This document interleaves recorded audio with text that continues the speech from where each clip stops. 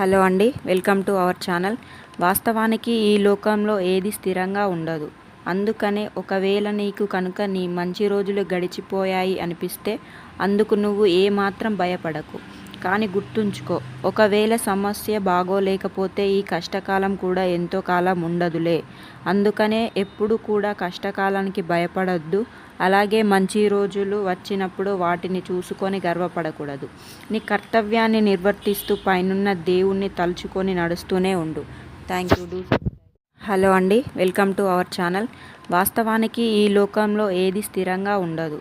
అందుకనే ఒకవేళ నీకు కనుక నీ మంచి రోజులు గడిచిపోయాయి అనిపిస్తే అందుకు నువ్వు ఏమాత్రం భయపడకు.